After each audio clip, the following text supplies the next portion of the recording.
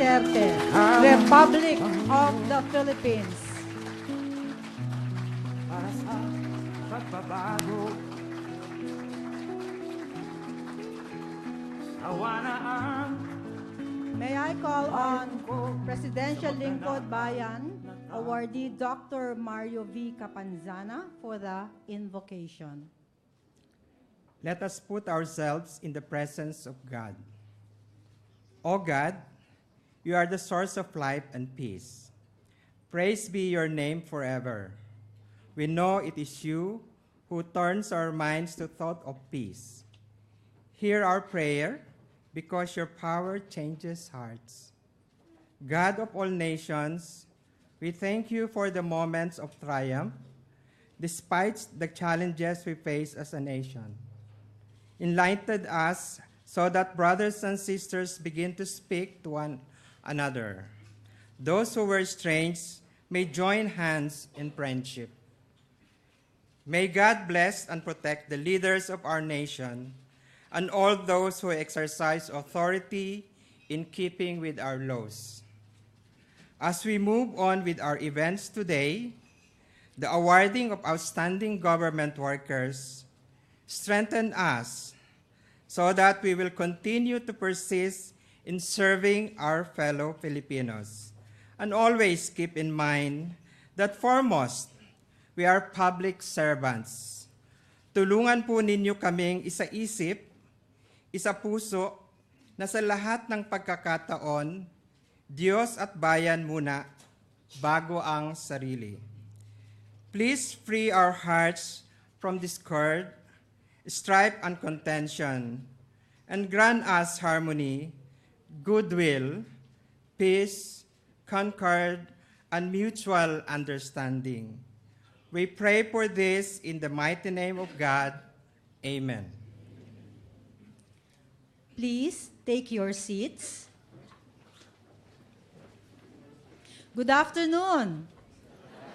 Welcome to the awards rights of the 2016 Search for Outstanding Government Workers. The Honor Awards program, administered by the Civil Service Commission, recognizes and rewards government workers for extraordinary acts or services that contribute to efficiency, economy, and improvement of government operations. The award is conferred by the President of the Republic of the Philippines, and it is the highest honor given to government employees. May we call on Civil Service Commission Chairperson Alicia De La Rosa Bala for her opening remarks.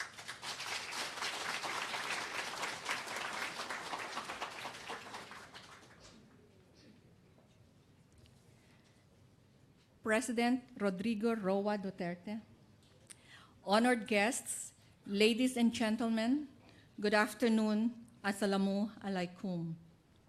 Today, we honor individuals and groups for their exemplary performance and extraordinary innovations and initiatives to improve the delivery of services to the public, for their persistence and passion in ensuring that government programs are felt even in grassroots and far-flung communities, for their selfless and bravery in standing up for what is just, and for bringing the Philippine civil service into higher levels of efficient and effective governance.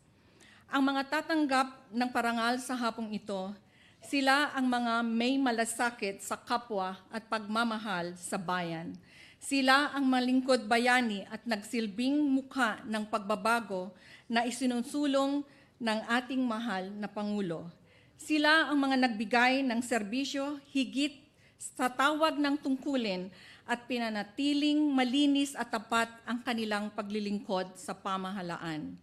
Para sa mga pamilya ng ating mga lingkod bayani ngayong araw na ito na kayo'y parangalan, maraming salamat sa pagsuporta sa kanilang mga gawain para sa bayan. It is with pride that the Civil Service Commission presents to President Rodrigo Roa Duterte and to the entire nation, the finalists and awardees of the 2016 Search for Outstanding Public Officials and Employees. On behalf of the Commission and our awardees, allow me to thank Mr. President for gracing and leading this year's awards rites. I'm very sure that the recognition means more to our awardees, not only because of the opportunity and privilege to receive their medals and plaques from the President, but because they serve as catalysts for positive change and source of inspiration in the Philippine bureaucracy. Muli, maraming salamat at mabuhay ang serbisyo publiko.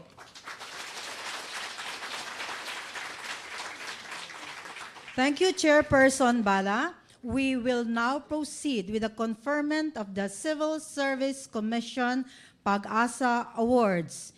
Given to an individual or group of individuals, the CSC Pag-asa Award symbolizes exemplary performance and innovative ideas which benefited an agency. Our awardees shall receive a 24-karat gold-gilded medallion handcrafted by the Bangko Sentral ng Pilipinas with a corresponding certification, a plaque, and 100,000 pesos cash. May we request the Committee for the Presidential Lingkod Bayan and the CSC Pag-asa Award to please stand and be recognized, starting with CSC Chairperson Alicia De La Rosa Bala as Chair, Mr. George A. Kabakungan, President of Eagle Broadcasting Corporation as Vice Chair, Ambassador Marciano Painor, Jr., Chief of Presidential Protocol, Mr. Rafael M. Alunan III, Independent Director of Pepsi-Cola Products Incorporated, and Mr. Ruel T. Maranan, President and member of the Board of Trustees of Ayala Foundation as committee members. May we request President Rodrigo Roa Duterte to confer the CSC Pag-asa Award. Assisting the President are Chairperson Alicia De La Rosa Bala and Commissioner Robert S. Martinez of the Civil Service Commission. We begin with Artemio F. Bailosis, Baliwag Water District's General Manager B. He is recognized for his innovative leadership that resulted in efficiency in the operations of the water utility institution.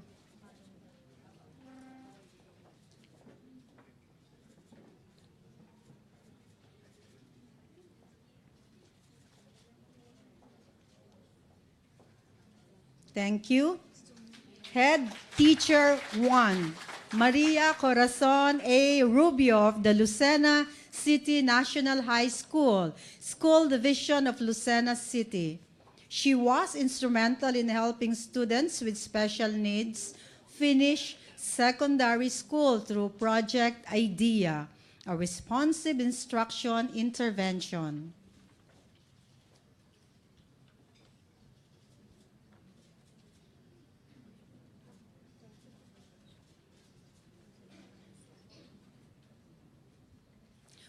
Thank you. For the CSC Pag-asa Group category, to be awarded is the Provincial Rice Program Implementing Team for making Pangasinan a major rice producer once again through certified seeds to increase production and promote rice self-sufficiency. The team is composed of team leader Dalisay A. Moya, Fe R. Agas, Nestor P. Batalya, Ramon D.V. Claveria, Irene T. Estrada, Pichi P. Lozada, Rita A. Prieto, Gemma D.G. Rosario, and Danilo V. Villamil.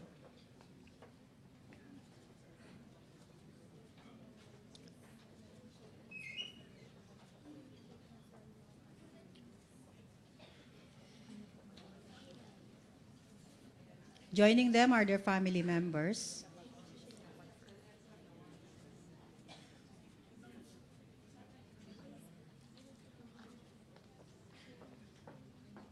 Thank you. Next is the Synergist from the Provincial Government of Bulacan, whose management and technical assistance and financial grants to thousands turned Bulacan into a thriving micro and small enterprise, or MSE. It's a heaven in Region 3 for MSE.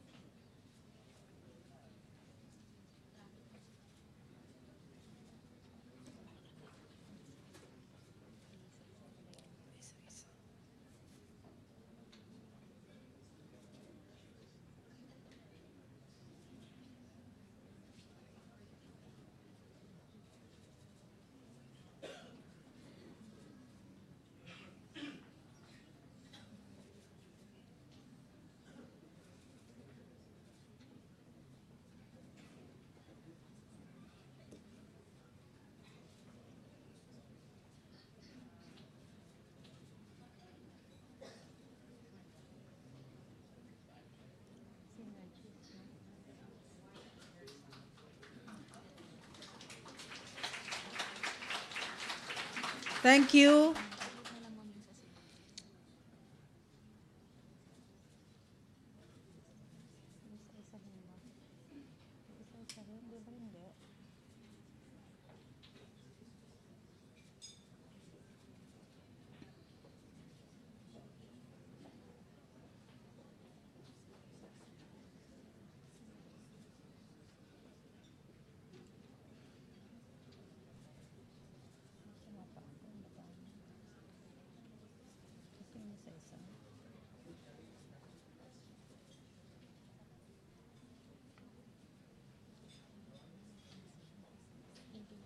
Thank you. Again, the Synergist from the Provincial Government of Bulacan, whose management and technical assistance and financial grants to thousands turned Bulacan into a thriving micro and small enterprise heaven in Region 3. The team is composed of Cynthia P. Abiol, team leader, Maria Athena M. Agoot, Lexter C. Catalan, Jacqueline Carlota D.L. Magpayo, Jarlene M. Oliver, and Eufronio G. Omali.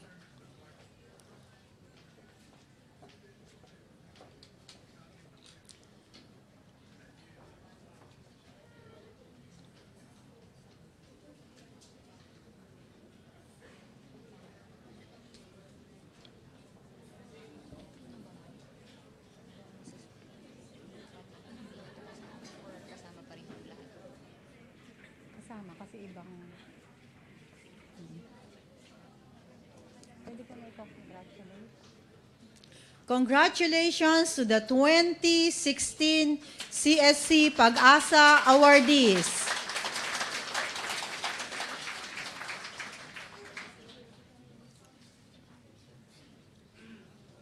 Pwede ko na next to be conferred. May isang medal pa.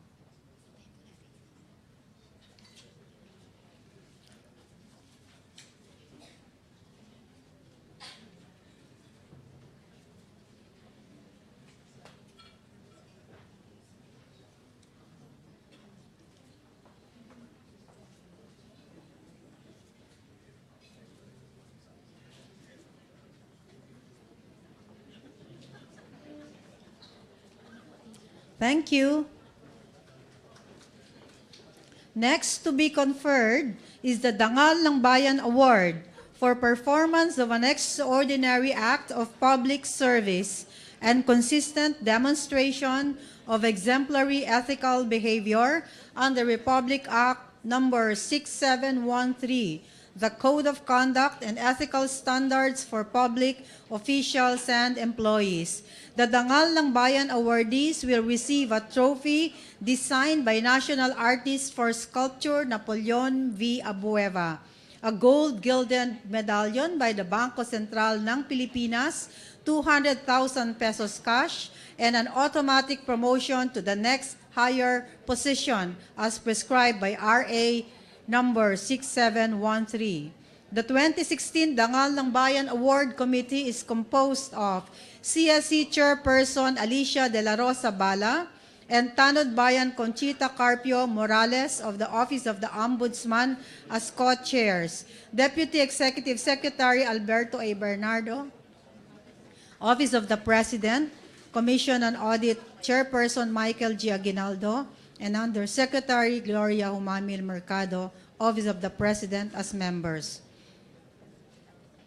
To receive the award are Light Equipment Operator Nixon C. Aquino for his dedication to public service, performing tasks beyond his responsibilities at the Don Mariano Marcos Memorial State University with excellence and integrity. Mechanical Plant Operator 3 Wenceslao P. Karangian of the National Food Authority for his skill, innovativeness, and resourcefulness, ensuring proper care and maintenance of post-harvest facilities, which help generate savings for NFA. Thank you. Next is Mechanical Civil Registrar Lani A. Castañares of Datu Abdullah Sangki in Maguindanao. She initiated various programs in Muslim and indigenous communities, making citizens realize the value of having civil registration documents.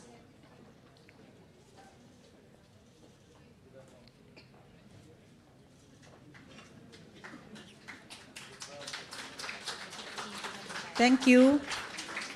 Next, Dangal ng Bayan awardee is Punong Barangay.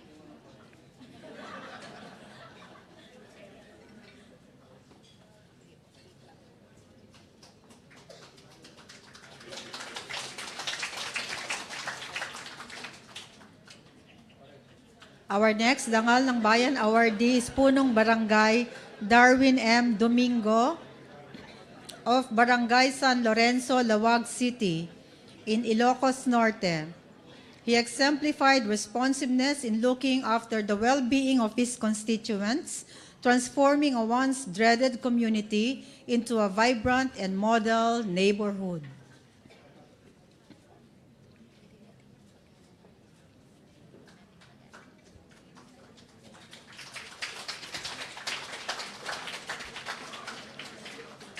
Thank you. Next is Assistant Professor 7, Joselito G. Florendo, from the University of the Philippines, Diliman. He used his financial acumen to boost the state university's resources and shared his expertise on financial literacy to marginalized groups so they can effectively manage their finances.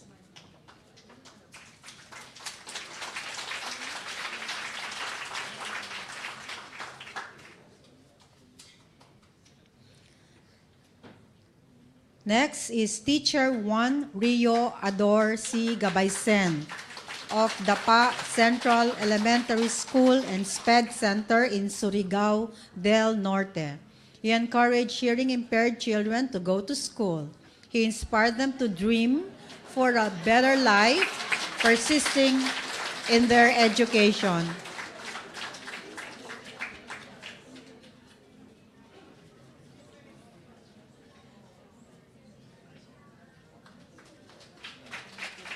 Thank you. Our next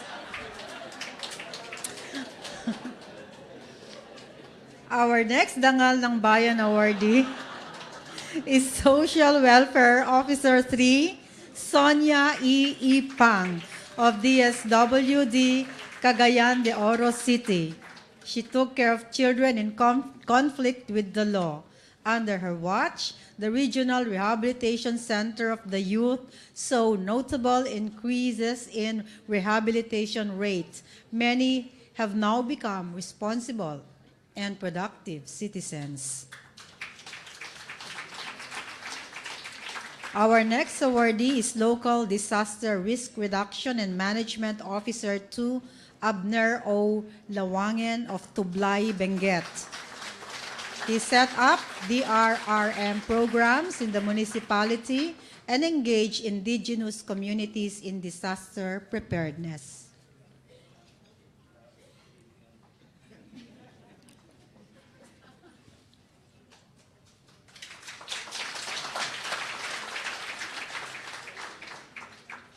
Finally, we have Secondary School Principal 3, Noel A. Polaron, for raising the quality of education in Belison National School in Antique.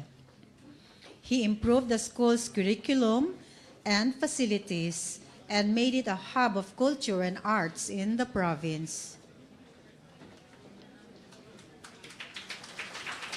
Congratulations to the 2016 Dangal ng Bayan awardees.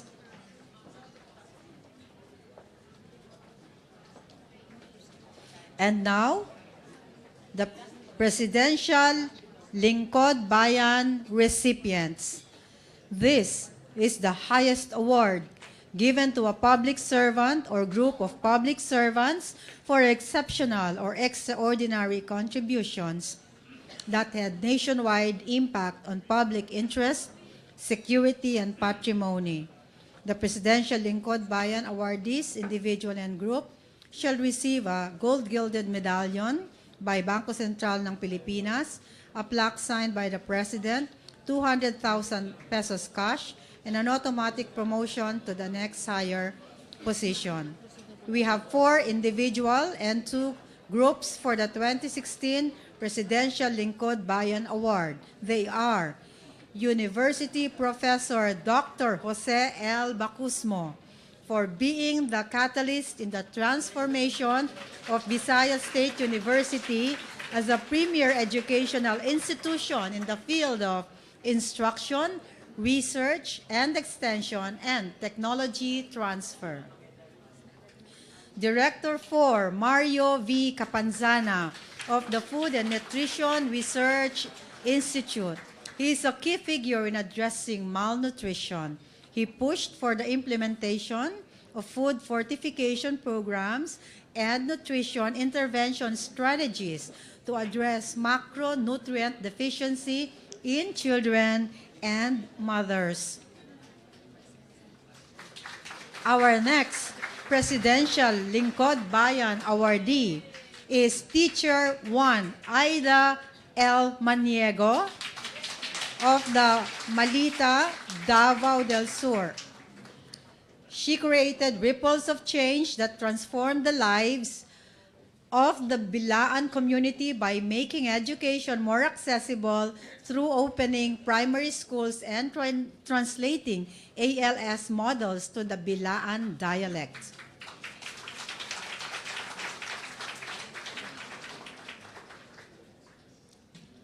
Next is Master Sergeant Perfecto L. Perez of the Philippine Air Force 205th Tactical Helicopter Wing.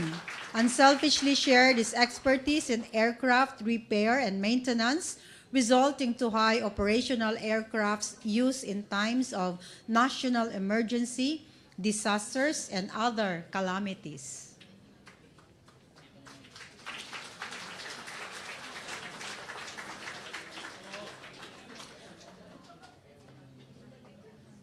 Our next Presidential Lingkod Bayan awardee is a group category. Under that category, we recognize the Bayawan City Local Flood Early Warning and Rescue Team from Negros Oriental for exemplifying best practices in disaster preparedness. The team is composed of Cindy H. Salimbagat, team leader, Edilberto B. Urauba II, Noel I. Tolentin, Edward Ryan C. Toreda, and Marchita P. Tuwale.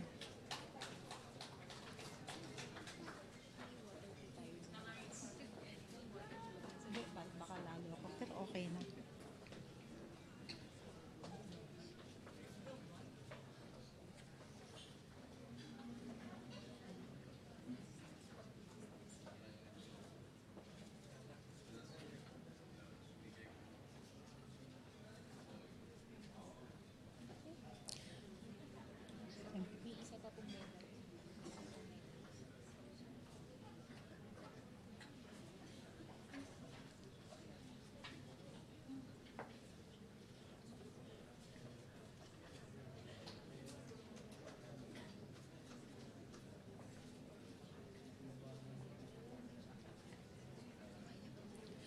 Our next group awardee for the Presidential Lingkod Bayan category is the Verdant Movers of Bala Elementary School, Division of Davao del Sur, Bala, Magsaysay, Davao del Sur. They turned the small-time Gulayan project into a 2-hectare vegetable garden that supplies local produce and teaches the technology of organic farming, agricultural management, environmental restoration, and sustainable development to students, their families, and the community. The group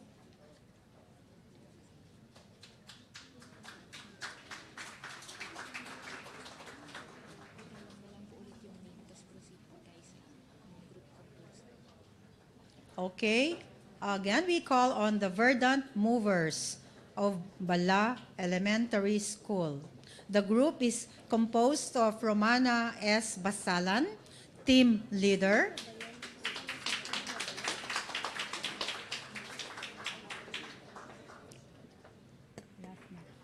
Judita L. Alanano,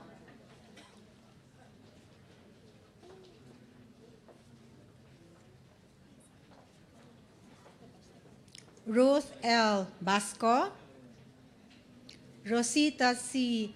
Basinilio, Leslie L. Laborada, Jean L. Lagase, Viminda D. Lausa, Magdalena O. Lee, Estrella A. Ocon, and Delisila R. Kisil.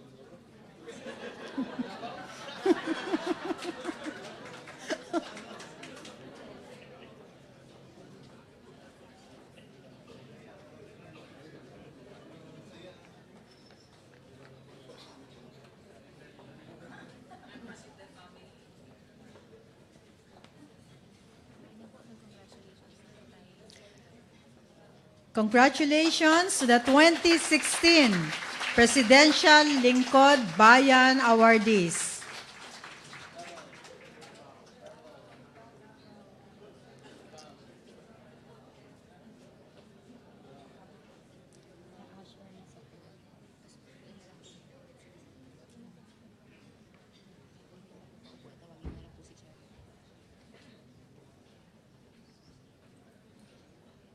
May we now call on the chairperson of the Civil Service Commission, Alicia De La Rosa Bala, to introduce our distinguished speaker. Ladies and gentlemen, President Rodrigo Roa Duterte, Republic of the Philippines.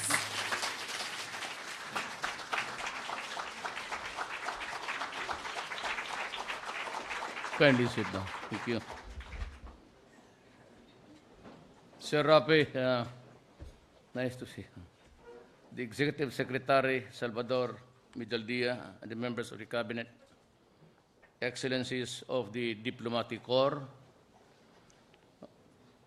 Chairperson Alicia De La Rosa Bala, Civil Service Commission, the Vice Chairman George Cabanungan, the Civil Service Commission, Robert Martinez, Civil Service Commission, awardees of the 2016 Search for the Outstanding Government Workers, my beloved countrymen.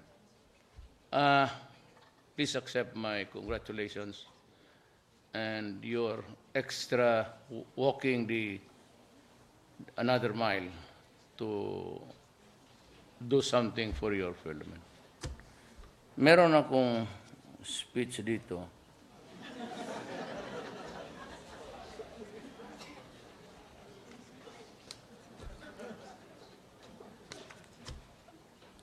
It's a good one, but I want to communicate with you tonight on a different level. As a worker in government, of government or in whatever,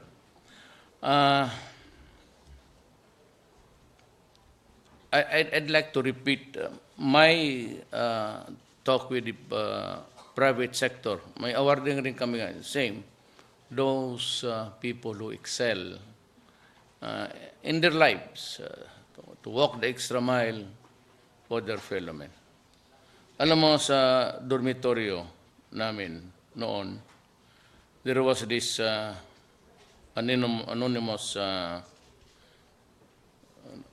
sabi doon, expect to pass through this world but once. Any good, therefore, that I can do, or any kindness that I can show to my fellow creatures, let me do it now. Let me not defer or neglect it, for I shall not pass this way again. So, yun ang pinaka ang pagtingin ko sa inyo. That is how I would characterize your virtues in life. It's really a virtue, sacrificing extra time to think of your fellow men, aside from your regular hours. Those are the said virtue that is not present in everybody's soul, spirit. Ang akin kasi dito,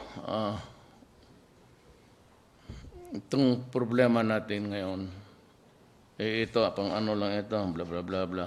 Tapos, gusto kong prangka-prangkahan na lang tayo. I'd like to talk to you as a government worker. Do not consider me superior to you. Pero pareho lang tayo, binabayaran ng tao. So I talk to you just what a government worker would do to confront the truth. Ito bang problema natin ng bayan? The biggest threat, I would say, in the coming years, it would be terrorism. It's sure to come.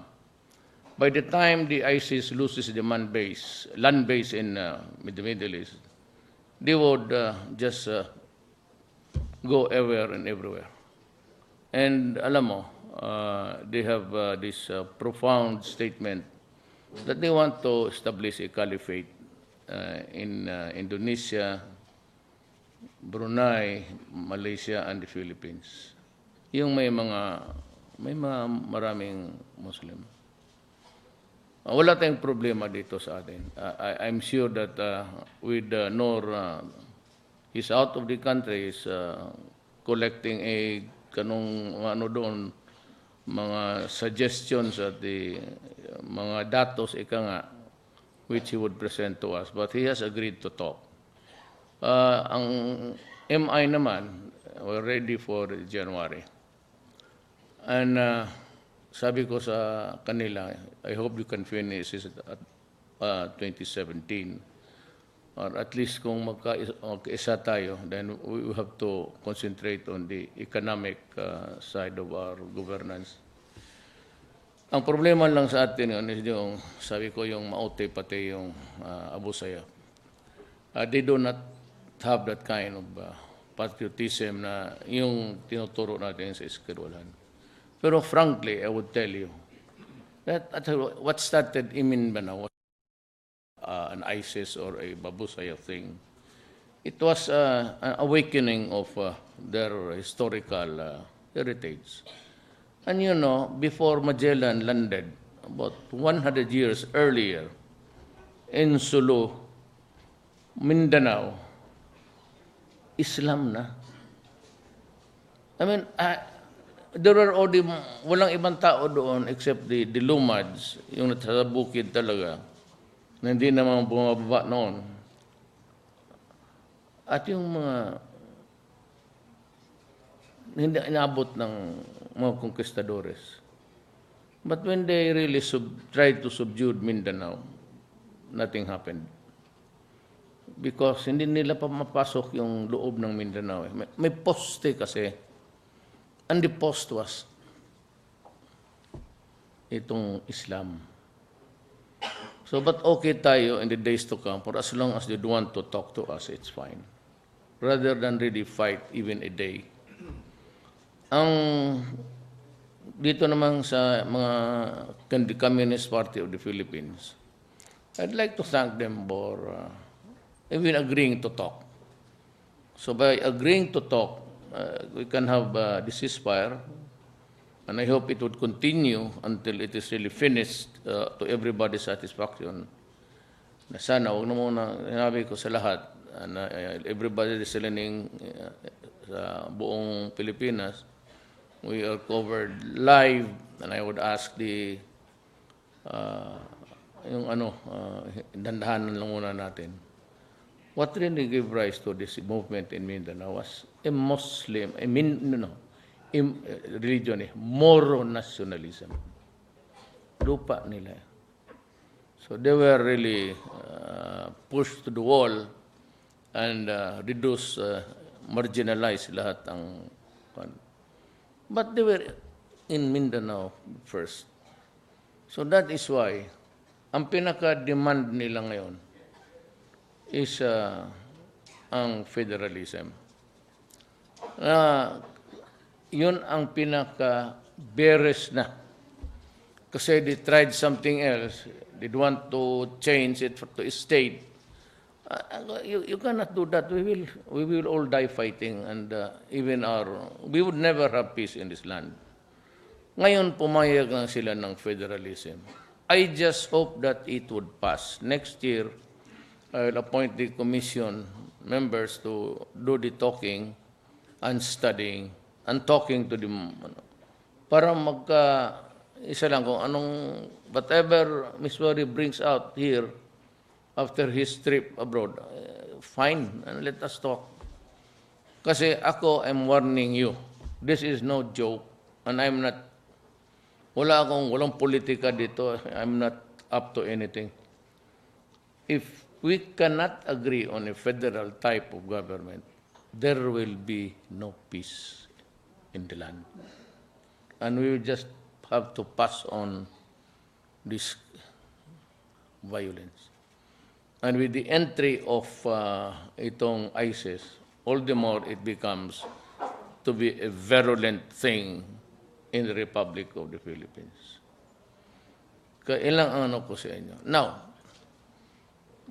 sabihin nila na gusto ko federal. Wala ako. Kung gusto ninyo, okay. Pag ayaw ninyo, okay. Pero if you're talking of, ambisyoso na, I am there to create another situation whereby I can prolong my stay in power. Sabi ko sa inyo, at I will tell you now, and I will give you my word. Sinabi ko sa kanila lahat, if you can craft the federal structure next year and submit it to the Filipino people for the plebiscite, I will step down before my term para ma-implement yan because you will have, sabi ko, my suggestion is, get the type of the parliament system sa France, but you have a strong president. Hindi pa tayo pwede kasi there are so many islands there. Kailangan isa lang talaga ang salita. So, you maybe have a strong president with few powers but powerful ones. To dissolve parliament, to call for new elections, and parang seremonyal lang halos eh. And he must be the commander-in-chief of all the armed forces. Armed forces include the police kasi armed yan eh, pati kapgo. It's just limited to the military na Air Force, Navy, to armed. So if you are an armed for government, you are into it. So if you can have it in 3 years' time, ako 6 years pa ako. Pero pag nandyan na yan, I will step down and I give you my commitment. Wala akong nilus doon sa ano. Kasi ako pag tinanong mo, do not be offended for those, lalo na yung nagboto sa akin. Yung nagboto sa akin, tumawa na lang kayo. And I would understand. If you would ask me now, even sa cabinet, are you exceedingly happy? Or a little bit backward 2 steps, are you happy? I will answer you. For those, the wondering guys, I do not need the job at this point in time in my life. Pareho sa akin, halos ako matagal sa gobyerno. Became mayor for 23 years. I became a congressman, tapos a vice mayor to my daughter, and now I'm president. I have never lost an election in Davao. Pero kung sabihin ninyo na gutom ako, so my answer is simple. I will step down. You have my word. Basta nandiyan na yung federal system. Para wala kayo kasi maraming, hindi lulusot yan, sabihin na, kasi is trying to maneuver, gusto lang nila to stay in power. That's bullshit. I don't need the job. I really do not need it. I will not hang on to it. May mga kudita. I became president. When the votes were counted, I was really almost appalled. Bakit? Had I won siguro mga 200, 300, mayroon pa mga kaso-kaso yan. Pero kung ganon, so wala akong pera, wala akong makinarya. But I had a solid backing from the groups, like the left.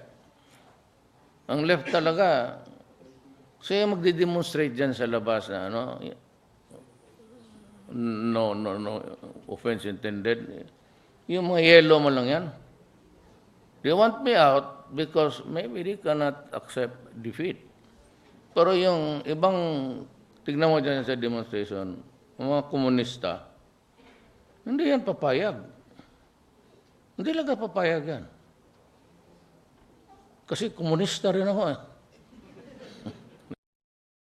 I'm just, at best you can describe me as a socialist.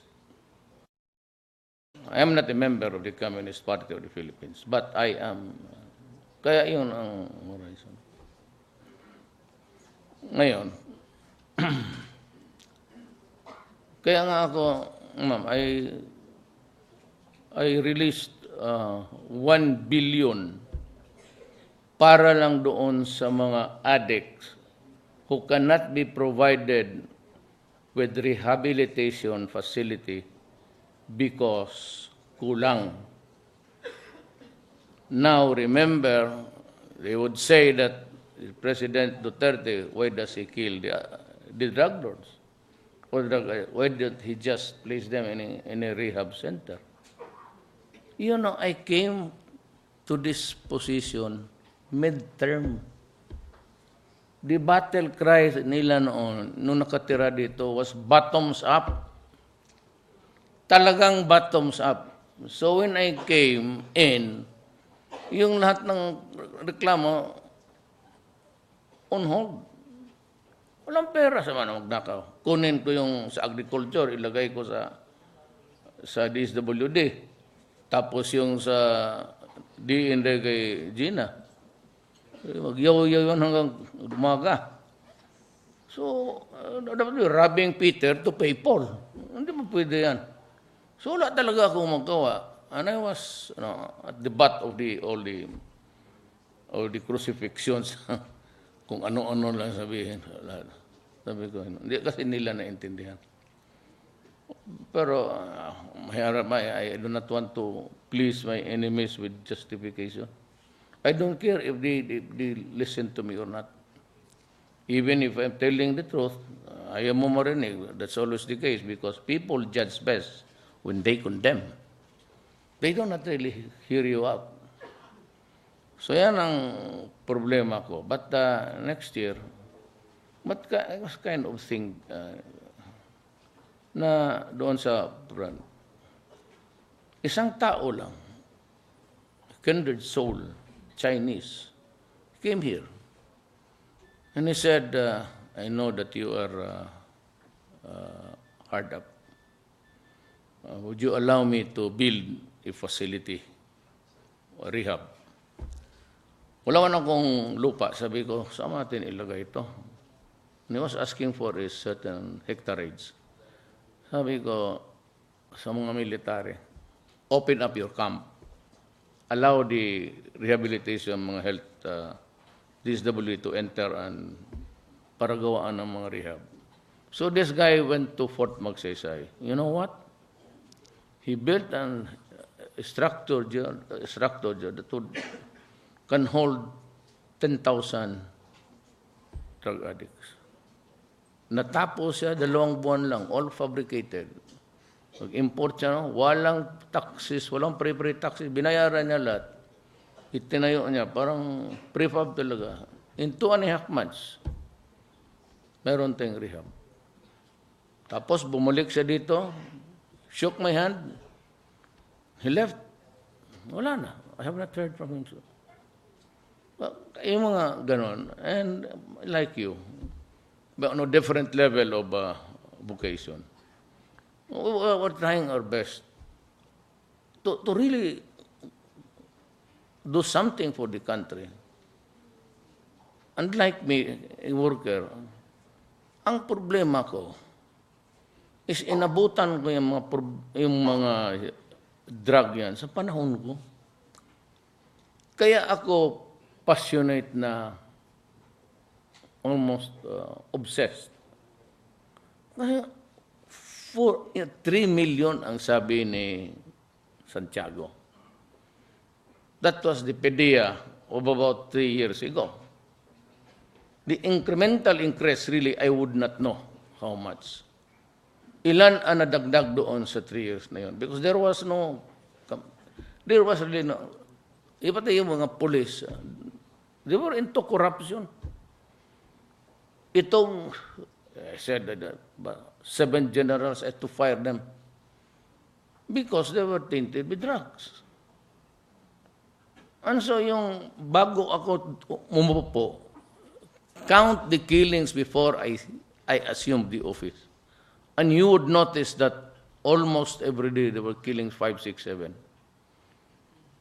What does that indicate to you? Then when I assumed the office, hindi agad kami nag-operate. I had to do everything. And it was only after 1 month and a half na sinabi ko mag-operate kayo. And there are killings. And I suppose that I could simply say that 1/3 of those who died fighting the police. Hindi lang kasi nila alam. I've been mayor for 23 years. Magtanong kayo ng taga Davao. I go out of the night alone. Maghanap talaga ako ng tao na gusto kong patayin. Gusto ko mahanap yung nananaksak. Kasi ilan na yung estudyante saksakin patay. Naghanap talaga akong mabaril. Pero pag ako ang hinulda mo, tapos ka. Ganon talaga. Kasi, so ang Davao medyo peaceful. And was able to control drugs. And Davao even prospered. You know, the country is hitting 7-something growth rate, economic growth. Davao is 9. Look, go to Davao. Ang lalo na kung dito ka sa Shrine, there's a bukid there in the middle of the city. Parang you look at this right side and left side. Endless ang number 1 ang housing sa Davao. So we are hitting the 2 point something mark sa population. Kasi stricto ako. Now, for those really, uso yung kidnapping noon At ginagamit pa doon sa crawler. Doon ako sa CNN, naggiga ako sa kama, napatayo ako. Duterte admits killing suspect. So ano itong, wala man akong nalaman na pinatay ngayong recently. And you know, hindi ako sabihin nagpapatapang ako. 3 months into the mayorship, may kinidnap na style noon sa Davao, damputin ka kung saan nga, tapos ikarga ka, baliwala. Tapos hanggang na mayor ako, gano'n, 3 months. Baski sino lang may kotse ka na, kikidnapin ka. Tapos ikot-ikot ka lang sa Davao, tawagan mo ang mo, maghingi ng pera. Release ka. At pagkatapos, after 2 or 3 hours. Itong babae na ito, kinidnap nila, dinala nila sa Cotabato. Ang mali nila, sabi nila, ibalik nila ang babae doon sa Davao, sa bahay pa. So dito kami, ako pati, 2 pulis, pati si Colonel Stares, General. Kasi dumaan na sila doon. Sabi namin, any military man o policeman out there, huwag mong ibalik ang dinaanan mo. Diretso-diretso ka na. So ang mga unggoy, dinala yung babae, tapos nagpaluto pa doon, kumain pa. Hindi na lang nilason ang mga. Kaya, nung paglabas nila, nandiyan na ako. Kasi may mga hinatid pa yung isang tiyuhin, ang babae, hawak-hawak pa nila. So, hinaan namin. After a few steps, binaba nila. Hindi nila alam na nandyan ako. Tapos may sa loob, bumunot ng karbin. Ayun, bakbakan kami. Sabi ko, I do not know if I hit really. 3 kami ang nagbabaril. So, hindi ko malaman kung ilang bala pumasok doon lang sa makina o sa tao. Pero it was really a legitimate encounter. At covered ng media yun. The media of Davao were all aware that there was this happening, evolving event rather. Yun naman naalaala ko. Many others, kidnapping rin. Yung situation. Pero hindi ako sabihin muna nag-participate. Pupunta ako as mayor, tinitignan ko yung. Sinabi ko sa taga Davao ganito. Do not disturb or destroy the peace of my city. Do not destroy the youth of my land. If you do that, I will kill you. Talagang papatayin kita. Kung hindi ako mapatayin, nagpaiko yung kamay nakatali. No? Walang hiya mo naman. I mean, baski sundalo, police, they do not do that. I'll tell you what, itong ating mga Filipino na officer, commission, itong mga PMAs, hindi mo mautusan niya illegal. Hindi yan susunod sa inyo. Sabihan, we only follow legal orders, sir. Ano mo sabihin, salbid-salbid, gano'n? Wala ka niya. Sila-sila lang yan. Utsuhan, hindi nagbayaran, gano'n. About a third of that really happened. Talagang legitimate. Do you know why? Because the first, may doktor man talaga dito, the first thing that they are, or they are prone to do is to get violent. And what? Because they are afflicted now with paranoia. Kaya ay armas talaga yan. Baski knife, basta may armas. They would never go naked. Kaya lumalaban talaga yan. Maniwala kayo sa akin. Yung salbid-salbid, sila nagpatayan yan. Or gantihan. Baski ako naman. Ako magprangka ako. May sabi kasi nila with impunity, ako rin nagsasabi. Pero ako, personal, kung rapin mo ang anak ko, o ilulong mo sa droga ang apo ko, papatayin kita. Papatayin talaga kita. By what right in this universe na ito? But what right do you have to do that to my granddaughter or my children? Anong kasalanan ng tatay pati nanay sa inyo? Bakit ninyo gawain yan? Bakit ninyo pakainin ng droga? Ang social cost niyan, it will result in the breakdown of the family. Sigurado yan, pag magnanako yan. There was, doon sa Davao, kumpare ko, mayaman kasi sa Insular Hotel.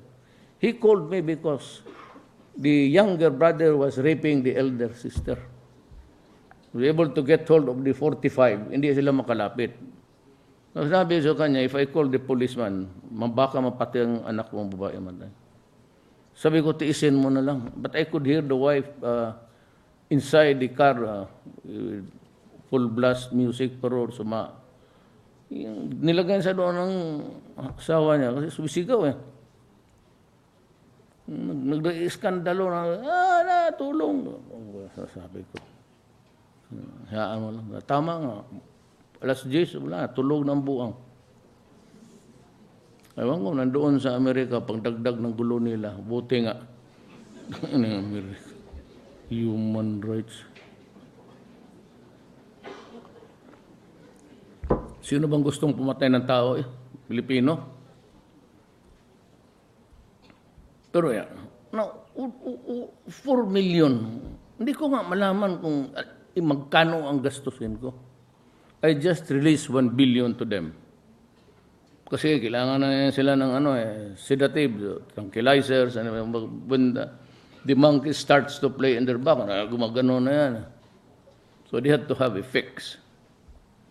Now, how much are we spending for this industry? How much are we spending? At noon, ang presyo, mura pa, 200. That is one day. Yan, trabahante. One month, magkano yan? 6,000?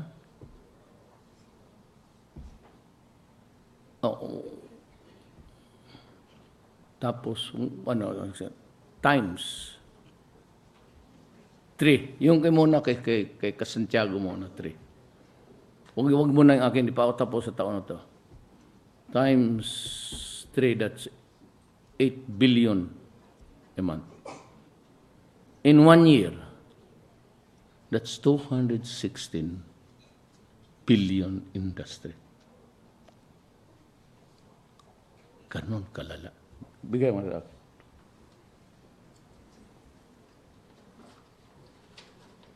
Itong nagdala nito, adik ito pero sa pag-ibig.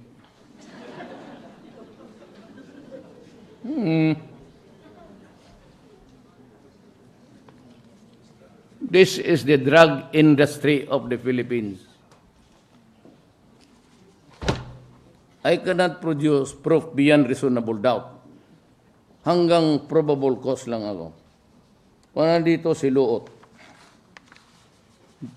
General Luot. Among declare niya sa kanyang 100 million.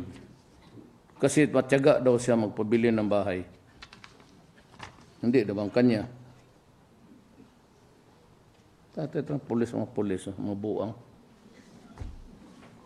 Ito yan.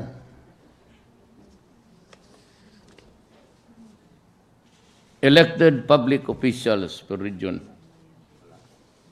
Region 1. Puro barangay captain. Puro barangay captain lahat yan. Barangay captain, municipal mayors, a few governors and congressmen. Anak, we did not know or I did not realize na noon pa pala we were already in narco-politic state. Kasi nandyan ang barangay captain, about mga 2,000 of them, barangay captains, municipal mayors, may congressman pa. Gaya nako, sabi ko, ang sakit yan, this is my kalbaryo. Because I was elected president, maybe on at a wrong time. So, hindi, imanan ko yan. So, I pretended to be with the capability and everything, tapos iwanan ko yung problema na yan. So, it will not stop until the last pusher is out of the streets and the last drug lord killed. Maniwala ka sa akin. Papatayin ko talaga yung mga ginawa nila sa bayan ko. Itong si Udikta, yung mag-asawa na pinatay doon sa pier, he was holding the western side of the Philippines sa droga. Easily, mga 1 million, 2 million yung nasira ilan ng buhay. Tapos yung pulis na demanda dahil, well, nung pumutong sabi, he was si Espinosa ng Albuera. Sabi ko, well, okay, that is the theory, but I will believe the police because the police is under me. Sabi ko, huwag ninyo akong pilitin.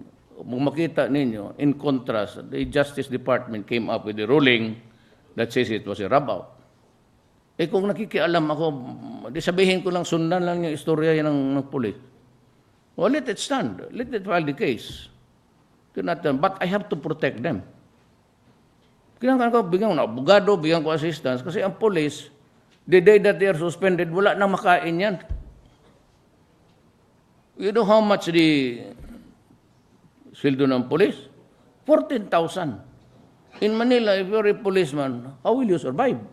With 3 children, 4 children. O ito mga duro, nagtatrabaho lang diyan sa pier, mga kargador, mga driver ng ano. Wala nang madala kasi nandoon, walang pagkain ang pamilya. So it is really a dysfunctional family. Kaya ako talaga am raging mad, galit ako. Kasi sisirain mo ang pamilya, walang makain, makaripag-aral kasi sira. You destroy everything and you destroy them forever. Eh tayo mga pobre, wala namang mayaman dito sa atin. Puro tayo, gobyerno lang eh. Pildo ko, 130. Dalawang pamilya ko, alang-alang hindi ko bigyan. Alam naman ninyo. Annulled ako, but I continue to support my wife. She's sick. So, pero annulled na kami. May isa akong Sabi ng anak, sabi ko, isa lang ang anak ko sa iyo kasi hindi ko na talaga kaya. Even with a salary of 130, dalawa sila, wala na nga maiwan sa akin. Tapos ako dyan sa ng River Pasig na, totoo. Kasi sabi ko, if you think that I'm happy, I do not need the job. Makahanap buhay pa ako siguro ng iba, ng negosyo. Ako galit. Ano bang ginagawa mo sa bayan ko? I said, I never declared a police operation. I declared war against the drug front because I was up to a sindikato. Kaya kung hindi lang yung security ko, matagal na akong patay. Totoo lang. Kaya big time na eh. There's a plot na to assassinate me. Raise the door. Pareho kayo ba ito yung sabi? 50-50. Eh di patayin mo eh. I mean, tapos na ako. Sabi ko nga, bakit nanalo ako? With only, wala akong barangay captain isa dito sa Maynila. Not mayor. Wala akong mayor. Sa Davao, ako man yung mayor, di ako lang. And yet, sabi ko, this year number of 6 million. There has to be a very deep and hindi ako kilala eh. Ang governor ko lang nga, dalawa. Si Aimee, pati sa Ilocos, pati dyan sa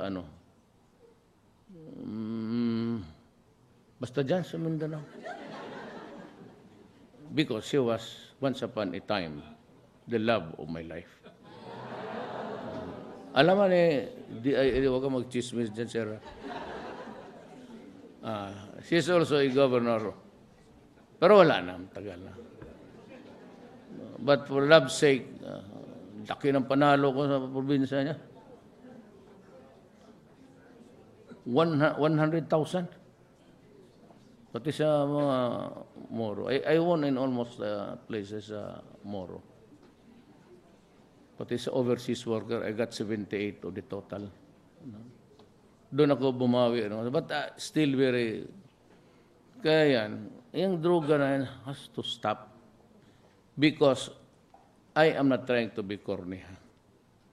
Pag hindi ko natapos ito, at itong gira ngayon sa terrorism, pag hindi ko natapos yan sa panahon ko, looking at the landscape, political landscape, walang makakatapos nito. Ay, kung ako na order, I said, go and destroy the apparatus. I never said, go and destroy the drug industry. It's an industry, 218 billion. Ay, sabihin nga ng we will withhold your assistance and aid. Every time that they do that, yung Millennium Challenge, it's about 400. Ay, nag-industry tayo na 16 billion. Ang billion lang, 400 lang. So every time they talk about human rights, they always connect it to the statement that, ayun, kansilado kayo. Kaya ako galit.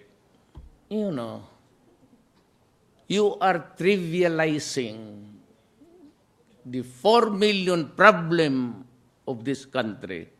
Sasabihin mo dyan may pinatay na Kaya ko nga sabihin even if it is true,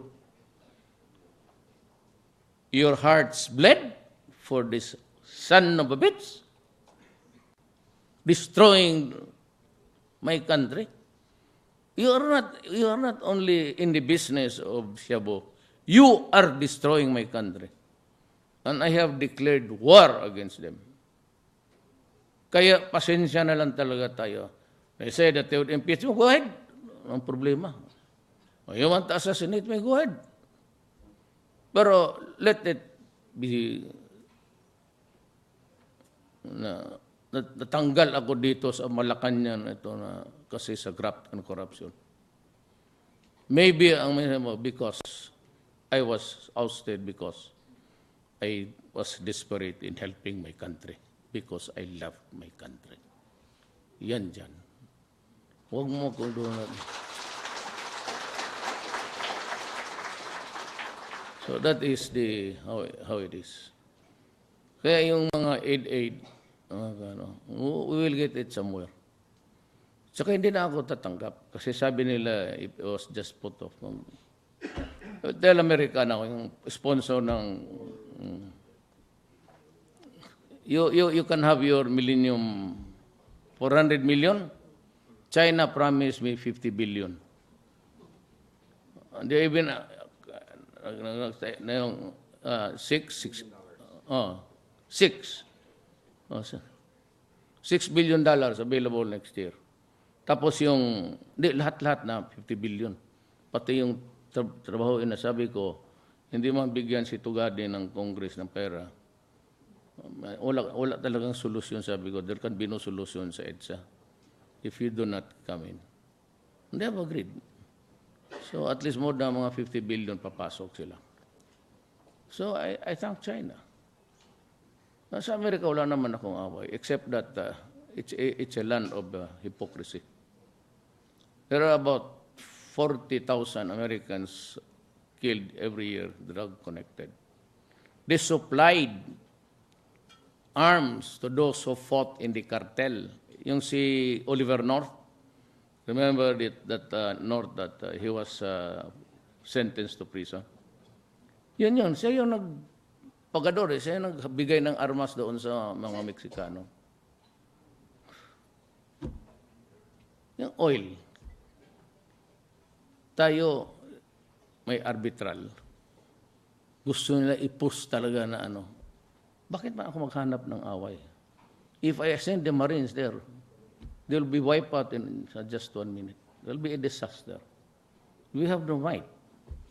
So at this time, sabi ko, there will be a day, sinabi ko kay Xi Jinping, that we will have to take this up. But not now because I'm here as a visitor. And yung sabi ko, I cannot talk about it. Kasi labas na tayo, bisita lang ako dito sa inyo. But I will bring this up. And alam na ang ambassador dito, yung Chinese na. I will bring this up someday, but it will be during my time. That I have this arbitral award, so I have to push it. Kung gusto ninyo, well, let's just develop what's the oil there. Hati-hati na lang tayo. Anuhin ko mo yung dagat kung walang...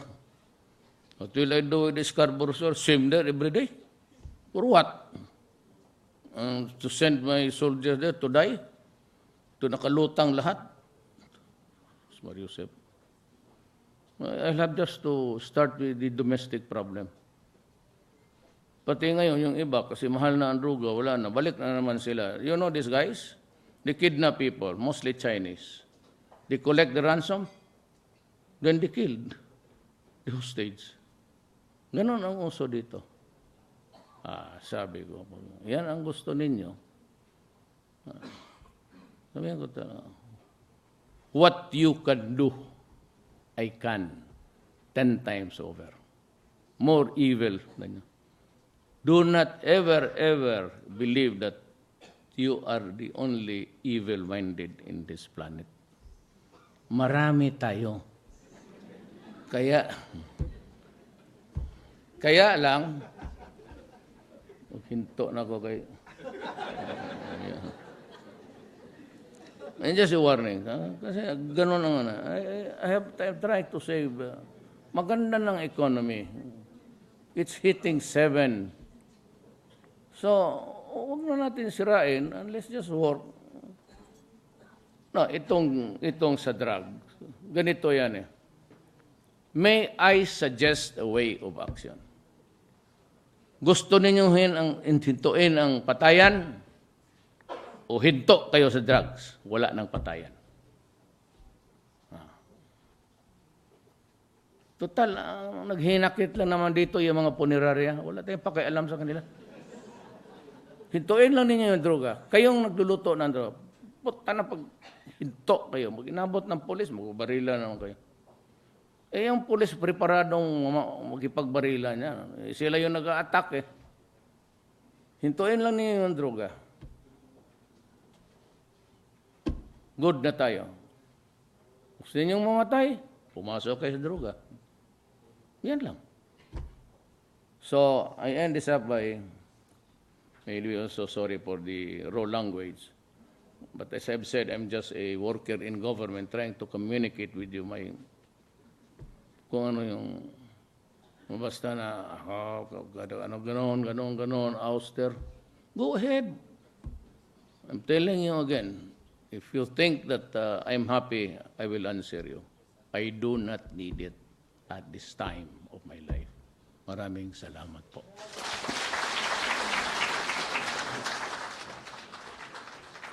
Thank you, Mr. President. May we request the President to join us in a photo opportunity. We begin with the Presidential Lingkod Bayan awardees, to be followed by the Dangal ng Bayan awardees, and then the Pag-asa awardees. The fourth photo will be with the committee members and the Civil Service Commission officials. And finally, the fifth photo will be with the Honor Awards Program Secretariat. In that order.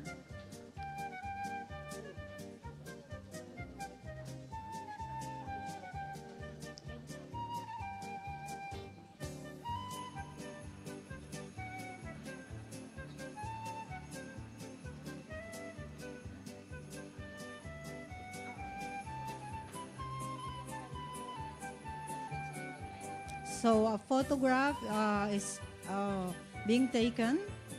The President with the Presidential Lingkod Bayan awardees.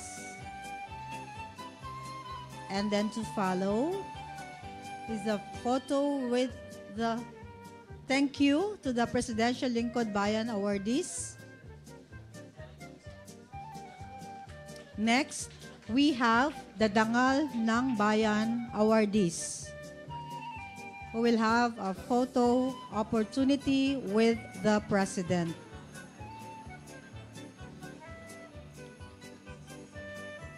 The third will be the Pag-asa awardees. May we request all the committee members of the Honor Awards program to be ready together with the officials of the Civil Service Commission. Thank you to the Dangal ng Bayan awardees. CSC Pag-asa awardees, please join the President now.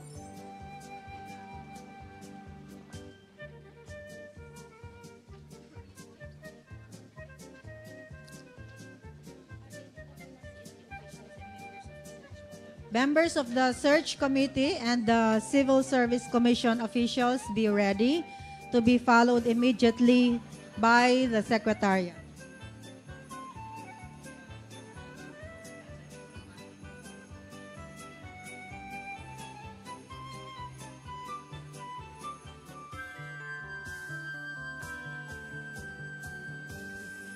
Thank you for the awardees. Next batch, please. CSC officials, members of the search committee.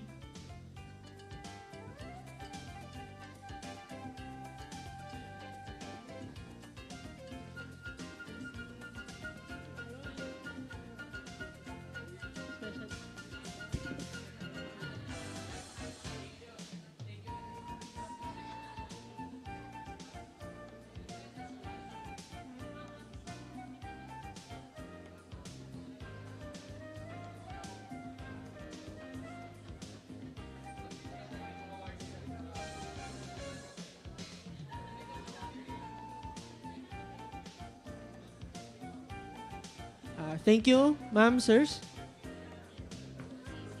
Thank you, CSC officials. For our last batch, it will be the Honor Awards Program Secretariat.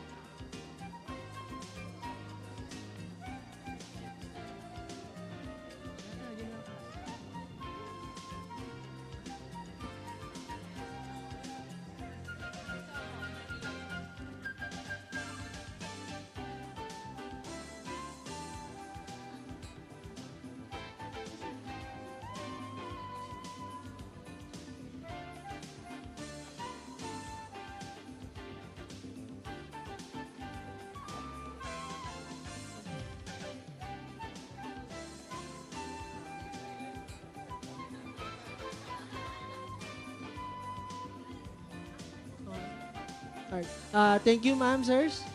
This ends the photo opportunity. We would like to thank our President, President Rodrigo Roa Duterte, for gracing the event.